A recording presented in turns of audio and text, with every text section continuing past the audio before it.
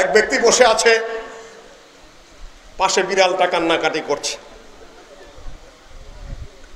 ক্ষুধা লাগছে বিড়ালের, রুটি খাচ্ছে তো খাচ্ছেই, পোটলার মধ্যে রুটি আছে, আর কান দিতেছে যার যার করে, আল্লাহ এই বিড়ালকে রক্ষা করো, আল্লাহ এই বিড়ালটাকে বাঁচাও। আরেকজনে বলছে তো ক্ষুধা লাগছে, আপনি রুটি না দিয়ে খালি বিড়ালকে বাঁচাও দোয়া করতেছেন কেন? আরে বেটা, কান দিতে আর দোয়া করতে পয়সা লাগে নাকি? রুটি কিনতে পয়সা লাগে, সুবহানাল্লাহ বলতে পয়সা লাগে না, আলহামদুলিল্লাহ বলতে পয়সা লাগে না, কিন্তু এখানে পয়সা থাকতে সমস্যা আছে। কথাটা বোঝা গেল তো? আমার পদ্ধতি আবার অন্যরকম, এগুলা নয়। এখানে দ্বীনি জলসা শুনতে এসেছেন, কোরআন হাদিসের আলোচনা হবে। মুসলিউদ্দিনের বাপের কথা নয়, মুজাফফরের দাদার কথা নয়, শেখ আব্দুর রাজ্জাকের ঘরের কথা নয়, জাহাঙ্গীর আলমের খুলনার সুন্দরবনের মধু নয়, আব্দুল্লাহ বিন আব্দুর রাজ্জাকের কথা নয়।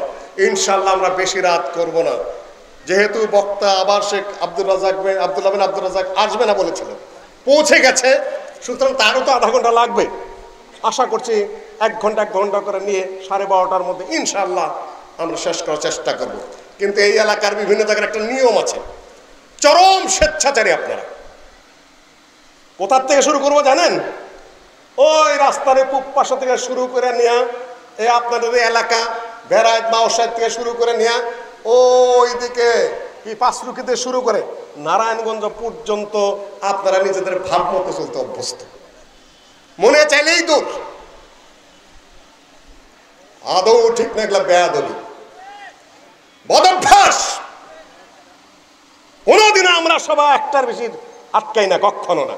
আপনার ভাব মতো দৌড় দিচ্ছেন মানে, আপনার বাড়িতে আমি মেহমান হয়ে যদি আমি দৌড় মারি ভাব মতো, কমান যে মেহমানটা কেমন বেয়াদব গো, বাড়িতে আসলো খাইয়ে দেয় দৌড় মারলো, কইয়াও গেল না। আপনারা না কইয়া দৌড় মারবেন না, তাহলে সুবহানাল্লাহ আলহামদুলিল্লাহ কোনো দাম হলো না। ওটা বলতে পয়সা লাগে না, বৈশা থাকতে একটু কষ্টকর, ওই কষ্টকর কাজটা করবেন। আমার ছোট ভাই আছে, ভাতিজা আছে, তাদেরকে ইনশাআল্লাহ আপনারা সম্মান দেবেন, দোয়াও করবেন। আপনারা যদি সুযোগ না দেন, যদি সম্মান না দেন, দ্বিতীয় আব্দুর রাজ্জাক পয়দা হবে না। আপনারা উঠে চলে গেলে আবার ছোটটা বক্তৃতা করবে কোথায়? উৎসাহ পাবে কোথায়? তাদের মুখ খুলবে কোথায়? জবান খুলবে কোথায় তাদের? আপনাদের সুযোগ করে দিতে হবে।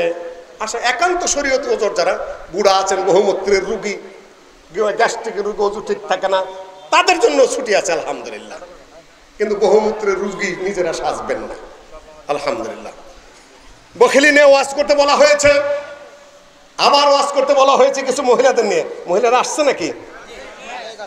মহিলাদেরকে শুধুমাত্র বঞ্চিত করা হয়, তাদেরকে নিয়ে আলাদা সাবজেক্ট একজন বক্তাকে দেওয়া উচিত। কেন এই বিশ্বে যত মহান সৃষ্টি চিরকল্যাণকর, অর্ধেক তার করিয়াছে নারী, অর্ধেক তার নর। আল্লাহ নিজেই বলেছেন ওয়া খালাকনাকুম আজওয়াজা, তোমাদেরকে জোড়ায় জোড়ায় সৃষ্টি করেছি। যে আয়াতটা তেলাওয়াত করে আমরা বিয়ার খুতবা দেই, সেই আয়াতটা হলো বিসমিল্লাহির রহমানির রহিম, ইয়া আইয়ুহান নাস ইন্না খালাকনাকুম মিন যাকারিন ওয়া উনসা। হে মানুষেরা, আমরা তোমাদেরকে সৃষ্টি করেছি একজন মাত্র পুরুষ থেকে আর একজন মানুষ মাত্র নারী থেকে, দুইজন থেকে সৃষ্টি করেছি। ইয়া আইয়ুহান নাস, তোমাদেরকে সৃষ্টি করেছি মিন নাফস ওয়াহিদা। ভুল ধরো না কেন, কাছে বসে আছো, আয়াত ভুল পড়তেছি আমি সূরা হুজুরাতে চলে গেছি, সূরা নিসা থেকে। তাহলে বসে থাকা লাভ কি? রাত জাগতে জাগতে ব্রেন ঠিক থাকে না, কাছে পাশে হাফেজ বসিয়ে নেই, এক আয়াত আর এক আয়াতে চলে যায়। ইয়া আইয়ুহান নাস ইন্না খালাকনাকুম মিন নাফসিন ওয়াহিদা ইয়া আইয়ুহান নাস তাকু রাব্বাকুম আল্লাযী খালাকাকুম মিন নাফসিন ওয়াহিদা। আচ্ছা, হাফেজ তিনটা কথা বলতেছে, সাহস পান। আমি আব্দুর রাজ্জাকের মধ্যে ধমক দেবো না তো, আপনি ভয় পান কেন? আলহামদুলিল্লাহ, আমি তোমাদেরকে সৃষ্টি, আল্লাহর তোমাদের রবকে ভয় করো, যিনি তোমাদেরকে সৃষ্টি করেছেন একটি মাত্র নফস থেকে, একটি মাত্র ব্যক্তি থেকে, একটি মাত্র জীবন থেকে। তা থেকে সৃষ্টি করেছেন আল্লাহ পাক তার জোড়াকে, দুইজন থেকে আবার পৃথিবীতে বহু নারী এবং পুরুষ ছড়িয়ে দিয়েছেন। আপনারা কি হুজুরদের কাছে বিবাহের আগে খুতবার এই আয়াতটা শুনেছেন কিনা? শুনেছেন? শোনেন নাই? আল্লাহ পাক সৃষ্টি করেছেন, তিনি দাবি করেছেন একজন পুরুষ থেকে নারীর সৃষ্টি হয়েছে। নারী থেকে পুরুষের সৃষ্টি না পুরুষ থেকে নারীর সৃষ্টি? মুরগি আগে জন্মেছে না ডিম? হ্যাঁ, ডিম না ফুটলে মুরগি হইলো কোথা থেকে? শুনুন, আল্লাহ পাক আগে পুরুষ সৃষ্টি করেছেন, পুরুষ থেকে নারী সৃষ্টি করেছেন। পুরুষের কোনো জরায়ু নেই, পুরুষের কোনো অভাব নেই। জেলা থেকে পাকা হাড় থেকে নারীকে সৃষ্টি করেছেন। আদমকে সৃষ্টি করেছেন প্রকাশ্য মাঠে, ফেরেশতাদের সামনে মাটি নিয়ে হয়েছেন ফেরেশতা দিয়ে। তারপরে ওইটাতে আদমকে বানিয়েছেন। আদমকে বানানোর কাহিনী আপনারা জানেন, সেটা আমার আলোচনার বিষয় নয়। আলোচনার বিষয় হলো আদম সৃষ্টি হয়েছে আল্লাহ পাকের হাত দিয়ে সৃষ্টি করেছেন। আদমকে মাঠে সৃষ্টি করেছেন, উন্মুক্তভাবে সৃষ্টি করেছেন। কিন্তু মা হাওয়াকে সৃষ্টি করেছেন কোথায় বলেন? কোথায়? আড়ালে, কেউ জানে না। আদমের পাঁজর থেকে। কাজেই মা বোনেরা যারা অহংকার করেন, যারা গর্ব করেন, সমান অধিকারের দাবি করেন, পথে ঘাটে মারামারি করতে যান, সেমিনার করেন, ভাষণ দেন, আমাদের অধিকার আছে।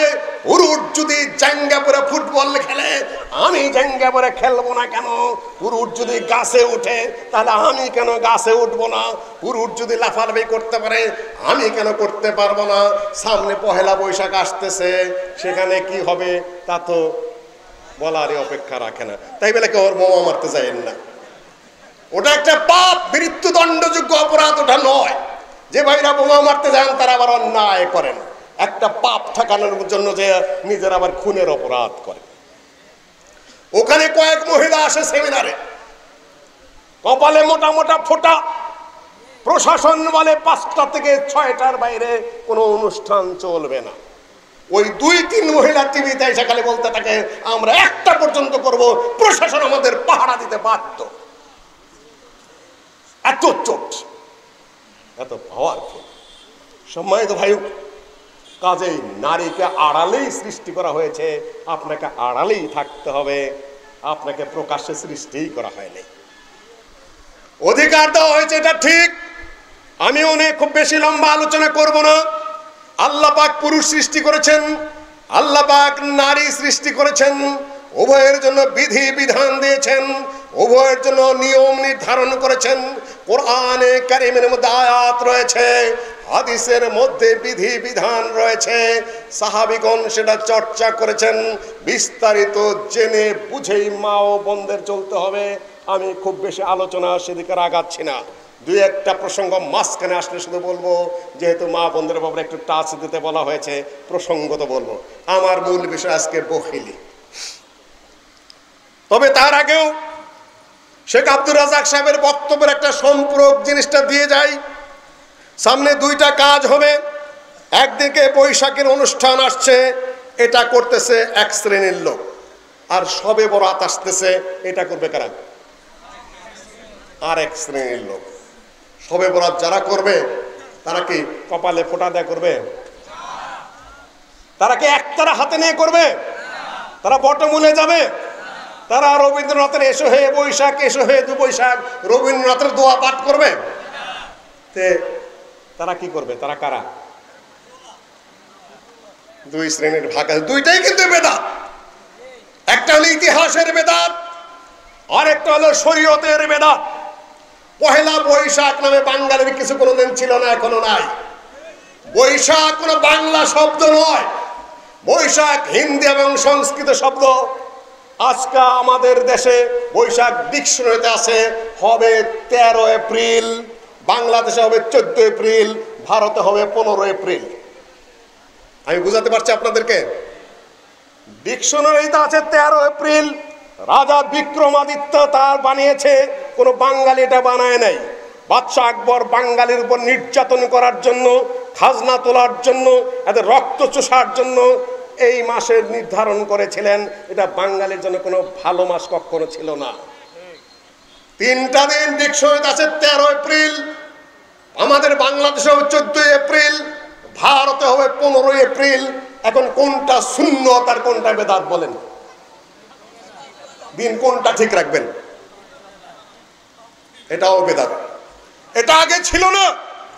এই মাত্র 79 সালে ঢাকা বিশ্ববিদ্যালয়ের চারুকলা ইনস্টিটিউটের যারা ছবি টবি বানায়, মূর্তি টুর্তি বানায়, ওইখান থেকে কয়েকটা ছেলে মেয়ে হঠাৎ করে কয়েকটা মুখোশ টুকোশ পরে রবীন্দ্রনাথের এসে হয়ে বৈশাখ গান করতে করতে মাঠে নাইমা পড়লো, আর এটা বাঙালির অনুষ্ঠান চালু হয়ে গেল। আগে ছিল না। আগে সাধারণ মেলা টেলা হতো, হালখাতা হতো, এই পর্যন্তই। তারপরে জাতীয় দিবস হয়ে গেল, জাতীয় ছুটির দিবস হয়ে গেল, তারপরে বোনাস নির্ধারণ করা হলো, কত কিছু দিয়ে যে এটা খাওয়ার চেষ্টা করানো হয়েছে।